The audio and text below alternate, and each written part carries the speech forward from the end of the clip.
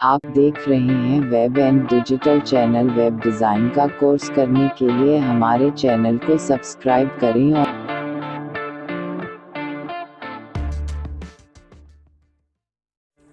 Hello guys, इस video में हम सीखने वाले हैं कि CSS क्या होता है और उसको किस तरह से यूज करते हैं और कैसे यूज करते हैं। सबसे पहले हम CSS की बेसिक जानकारी देखते हैं। CSS होता क्या है। The full name of CSS is a case coding style sheet. Case coding style sheet CSS का फुल फॉर्म होती है। इसका पूरा नाम जो होता है केस कोडिंग स्टाइल शीट होता है। That is used to format, design, look the design of a page। CSS के द्वारा आप कोई भी पेज की फॉर्मेटिंग, पेज का डिज़ाइन, लुकआउट या कोई भी लुक या पेज का कोई भी डिज़ाइन बनाना है तो आप CSS के ज़रिए कर सकते हैं। CSS was presented by Håkon Wemle in 1996। CSS को 1996 में 1996 में होकोन वेमली द्वारा प्रस्तुत किया गया था। आप समझ चुके होंगे कि आप CSS क्या होती है और CSS को प्रस्तुत करने वाले कौन थे। इसके ज़रिए आप कोई भी HTML में पेज बनाते हैं तो उसका लुक डिज़ाइन चेंज कर सकते हैं। उसके बाद आते हैं CSS कितने प्रकार की होती है। टाइप ऑफ CSS नॉर्मल 3 प्रकार की होती है। External CSS, internal CSS, inline CSS को आप समझ चुके हैं कि 3 प्रकार की होती है। इनको ब्रीफली आपको डिटेल में पढ़ना है। आगे इस वीडियो को देखते रहिए।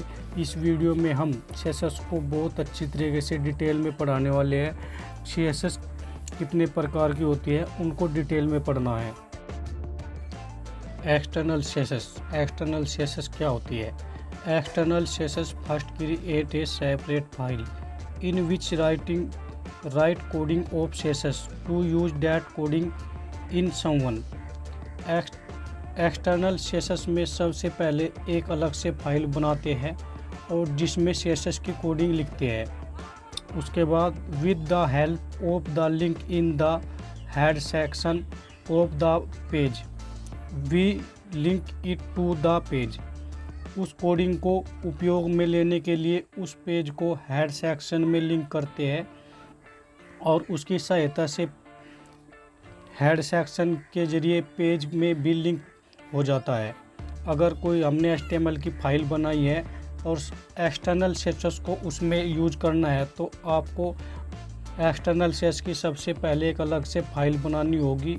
उसके बाद उसको HTML के हेड सेक्शन में उसको लिंक करना होता है।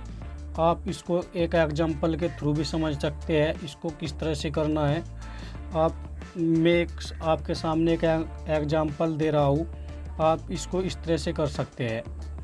सबसे पहले आपको लिंक करना है। लिंक कैसे करते हैं ये भी हम बताने वाले हैं। आप इस नीचे एग्जांपल को देख सकते हैं, इसको किस तरह से करना है। इसमें आपको CSS की एक अलग से फाइल बनानी और नाम देना है।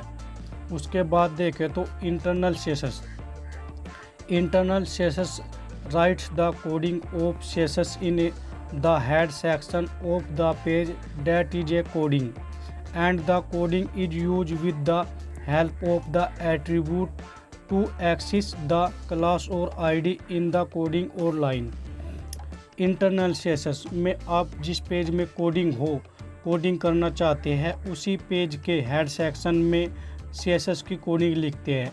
अगर कोई आप HTML के अंदर फाइल बना रहे हैं तो उसके हेड सेक्शन में ही इसको स्टाइल के अंदर कोई हमें पैराग्राफ या कोई भी कलर या कोई भी हेडिंग को स्टाइल देना है, कोई कलर देना है तो उसको हम उसके अंदर ही देते हैं तथा उस कोडिंग के एट्रीब्यूट की सहायता से उस क्लास या ID में जिस कोडिंग में हमें लाइन में एक्सेस करना है एक्सेस कर देते हैं।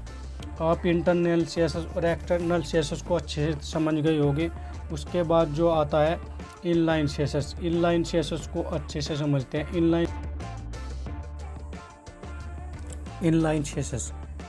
CSS is use the same line as the style use and the document.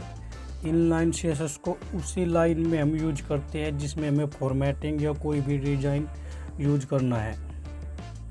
इसको हम एक एग्जांपल के थ्रू समझते हैं हम इसको कैसे यूज करते हैं। उसी लाइन में अगर कोई हमें पैराग्राफ का कलर, डिज़ाइन या कोई भी हेडिंग का कलर चेंज करना है तो हम उसको कैसे यूज करते हैं, इसको हम एक एग्जांपल के थ्रू समझते हैं।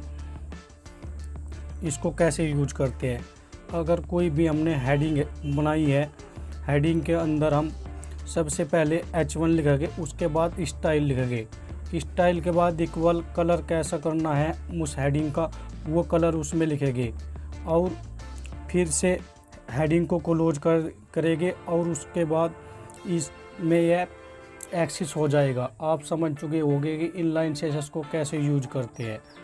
आगे आने वाली वीडियो तक, तब तक के लिए थैंक्स व धन्यवाद।